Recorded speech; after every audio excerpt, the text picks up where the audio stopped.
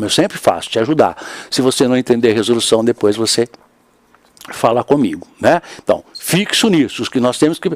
O que é ética, que é o estudo da moral, que a moral vai variar com o tempo, com os costumes da região, que essa coisa de fazer julgamento de valor é bastante difícil, mas nas lâminas vai ficar bastante claro para você. Vai pintar um pouquinho de filosofia, né? Vai aparecer umas citações aí do Sartre, Jean-Paul Sartre, lá, do existencialismo, né? O francês, lá, Marie da Simone de Beauvoir, algumas comparações com Karl Marx ali, algumas citações de comparações de conceitos, inclusive, entre pré-determinismo, essas coisas, mas tudo muito agradável de se estudar. Então, vamos para os exercícios? Então vamos. Agora, nesse momento, o Eurico faz uma mágica. Ele me tira e aparece o exercício de número 1, a questão de número 1. Né? Eu vou botar o meu lindo óculos de São Paulino e vou ler para nós. Então, na primeira tá. Indique as alternativas corretas. A palavra moralidade vem do latim mos, ou mores, que significa costume. Sim, é exatamente isto.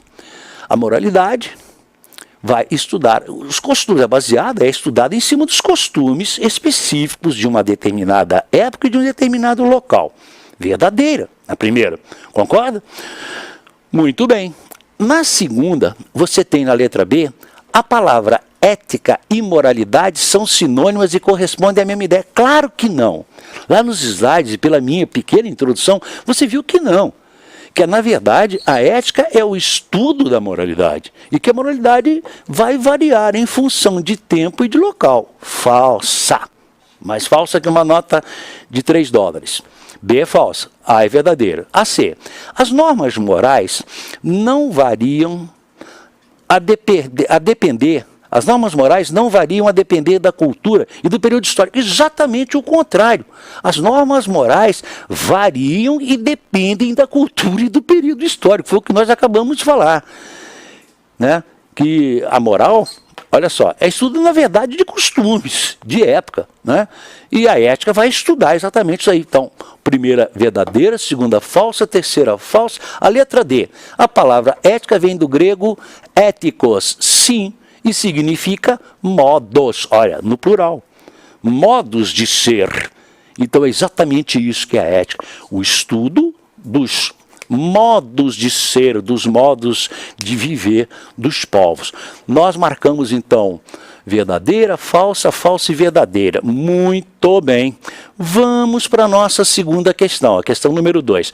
Eu estou aqui, o Henrique deve estar me botando de novo na tela, ele gosta de me botar, ainda mais com o meu óculinho que eu ganhei, o meu óculinho lindo, né, que eu ganhei lá do meu amigo Marcelo. Vamos para 2? Vamos. Agora o Henrique vai fazer a mágica de novo, ó, ele faz eu sumir. Eu gosto desses truques dele.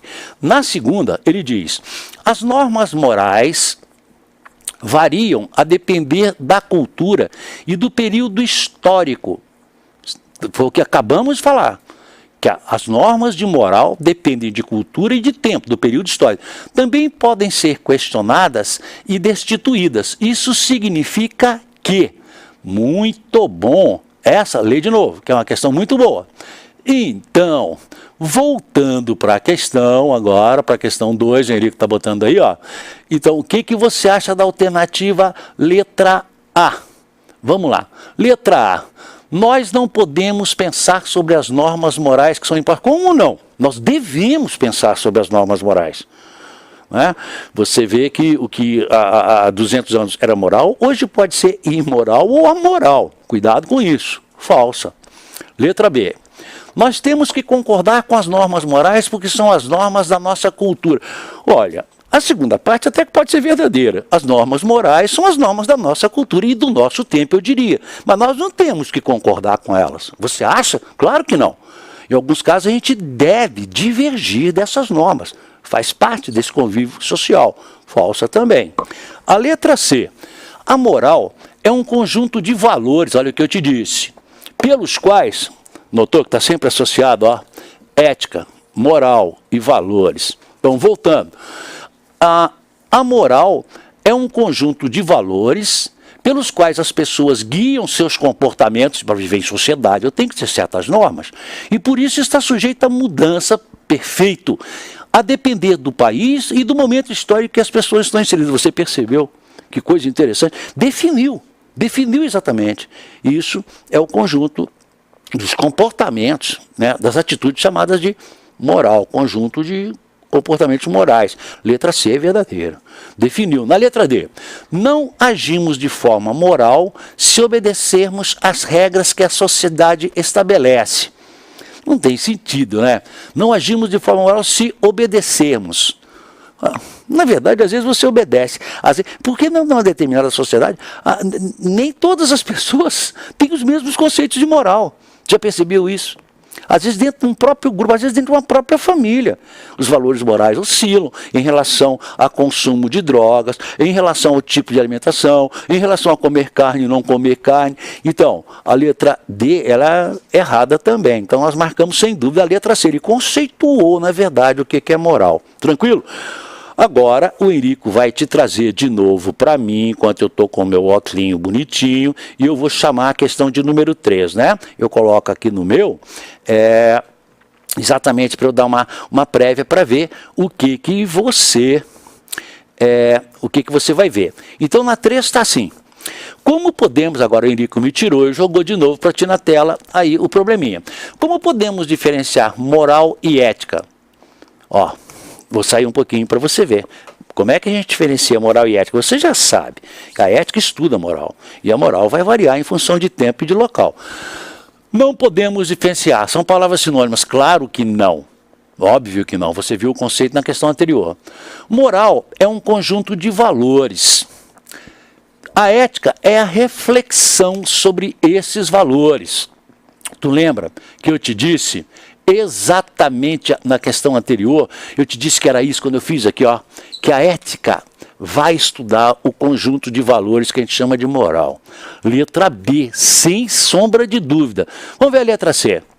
Moral é a prática da ética no nosso dia a dia. Não, né? Nem o contrário, acho que estaria muito certo. A ética não é a prática da moral, a ética é o estudo da moral, né, que é o conjunto aí de costumes, tranquilo. E na letra D, moral é sinônimo de ética aplicada. Não, nada a ver. Como eu te disse, a ética é que estuda a moral, estuda os valores tidos como morais. Muito bom, então cravamos na B. Vamos ver mais uma, vamos para a questão 4. Então o Henrique agora está botando a 4, é um texto longo aí para você, ó. Então na questão de número 4... nós temos que marcar, se eu não me engano, as que estão corretas. Deixa eu ver, 4. Então o texto, vamos ler juntos? Vamos. Ele diz, os homens não são maus, mas submissos aos seus interesses. Essa é uma frase muito interessante, eu sempre penso sobre isso. Que as pessoas às vezes não são más por si. Cuidado quando emprega o termo mal, né? Com U, e mal, com L. Sabe que não é a mesma coisa. Você sabe aplicar bem. Se não sabe, depois a gente entra em mais detalhes. Mas os homens não são maus com U. Né? O contrário de mal com U é bom. O contrário de mal com L é bem. Então aqui ele está falando com U. Então, os homens não são maus, que é o contrário de bons. Então os homens não são maus, mas submissos aos seus interesses. Que às vezes eles estão submissos aos seus interesses e às vezes nem querem e nem acreditam no que tem que praticar, mas às vezes as condições os levam a se submeter aos interesses, sobrevivência, obtenção de alimento, né? Essas coisas aí que você sabe. Portanto, não é a maldade dos homens que é preciso se queixar, portanto não é da maldade dos homens que é preciso queixar, não falar que o homem é mau ou bom, mas da ignorância dos legisladores, olha aí. Aí entra outra questão, que é a questão da legislação, para tentar controlar esses valores, né? A observância desses valores.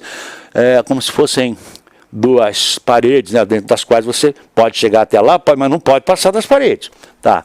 É isso que a lei vai, o aspecto da lei aqui é esse. Mas da ignorância dos legisladores, que sempre colocam um interesse particular aí, em oposição ao interesse geral. Percebeu? E é óbvio que o interesse geral normalmente é o que prevalece, né? Até hoje, as mais belas máximas morais não conseguem traduzir nenhuma mudança nos costumes das nações aí. né, essas frases de efeito, bonitas, a respeito da moral, tu vê, ele está dizendo que não conseguem traduzir mudança nos costumes das nações. Qual é a causa? Por quê? Que mesmo você lendo, vendo lá essas frases bonitas e de fato críveis, né, elas não têm um efeito muito grande na mudança dos costumes dos povos e das nações. É que os vícios de um povo estão, se ouso falar, escondidos no fundo da sua legislação. Essa frase é do Helvétius, bastante conhecido, né? Se você quiser fazer uma pesquisa bibliográfica, é bem legal, eu andei lendo algumas coisas sobre ele, bem interessante. Aí ele diz, quais são as ideias principais contidas no fragmento acima? O que esse fragmento está tentando falar para você? Vamos dar uma olhada? Vamos. Na letra A, agora o Henrico me tirou de novo e está colocando aí para você. Não há nenhuma relação entre as leis e os costumes. Claro que há. As leis são, como eu te disse, são os balizadores dos costumes, para se garantir que os costumes pré-estabelecidos por aquele povo naquele tempo sejam obedecidos. Porque senão, o que nós teríamos? O caos, né? Complicado discutir isso aí. Isso é legal nessa parte se você conseguisse ler um texto sobre anarquia. Te ajudaria bastante. Mas não é fundamental, só para fazer uma citação. Então, não há nenhuma relação entre as leis e os costumes. Há sim. As leis são estabelecidas exatamente para isso, para que se garanta a execução dos costumes. Pois são os homens que fazem as leis que os beneficiam. É totalmente errado, né? Sem sentido. Primeiro, já na primeira parte, não há nenhuma relação entre as leis e os costumes. Como não? As leis são consequência dos costumes, sim, para garantir que aqueles costumes pré-estabelecidos, ou seja,